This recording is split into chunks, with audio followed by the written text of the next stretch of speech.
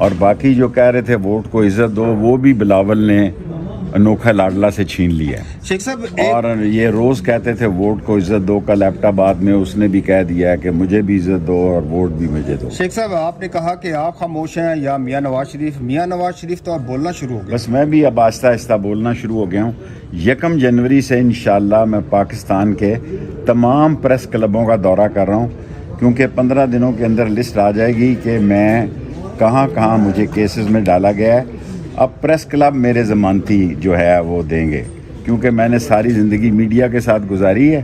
سو اب میں اسی پریس کلب میں جاؤں گا جہاں میرے پہ کیس ہوگا اور جہاں وہ ضمانتی کا انتظام۔ آپ کے اگینسٹ اپوننٹ کا کہنا ہے، چھوڑو جی اپوننٹ، وہ کہہ رہے ہیں کہ آپ کو الیکشن میں کنٹیسٹ نہیں کرنے دیں گے، ایسی صورتحال یہ ہے؟ اللہ کا فیصلہ ہے، کون کنٹیسٹ کرتا ہے کون نہیں کرتا۔ کل کس نے دیکھی ہے؟ ایک دم آتا ہے دوسرا دم نہ آئے، یہ اللہ کا فیصلہ ہے۔ اگر الیکشن ہو رہے ہیں اور الیکشن تک میں باہر ہوں یا جیل میں بھی ہوں، میں نے 4 لوگوں کو اپنے اسٹام لکھ کر دے دیے ہیں، جس میں کھوسا صاحب بھی شامل ہیں، جس میں سردار رازق صاحب شامل ہیں، جس میں اعتزاز احسن شامل ہیں، جس میں راجہ صاحب اکرم صاحب کے بیٹے جو سلمان اکرم راجہ صاحب شامل ہیں اور سرجیل شامل ہیں۔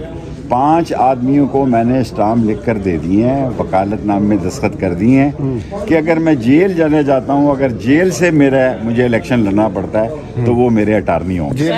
پہلے سپریم کورٹ، پھر یہاں، پھر سپریم کورٹ اور پھر یہاں، یہ بتائیے گا کہ آپ کی آج پٹیشن تھی پولیس کے اگینسٹ جو آپ کے خلاف FIRs دی جا رہی ہیں Lahore high court Rawalpindi bench کا، اس کا کیا بنا؟ دیکھیں، پہلے تو چلے سے 2 دن پہلے تک ہائی کورٹ میں جسٹس چودھری عبدالعزیز صاحب کی عدالت میں انہوں نے یہ بیان دیا تھا کہ ان پر کوئی کیس نہیں ہے۔ جب میں آیا ہوں تو 20 میں میری ابھی عبوری ضمانتیں ہیں، کل ATC کی عدالت میں فیصلہ ہوگا۔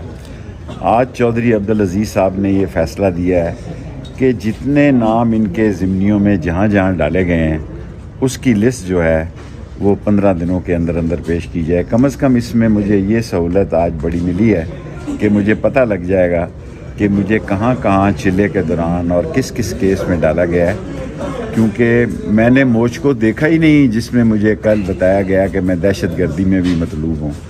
جو شخص پیدائش سے لے کے اس عمر تک کسی شہر میں بھی نہیں گیا، اس پر بھی آپ دہشت گردی کا مقدمہ کریں گے تو یہ افسوسناک بات ہے۔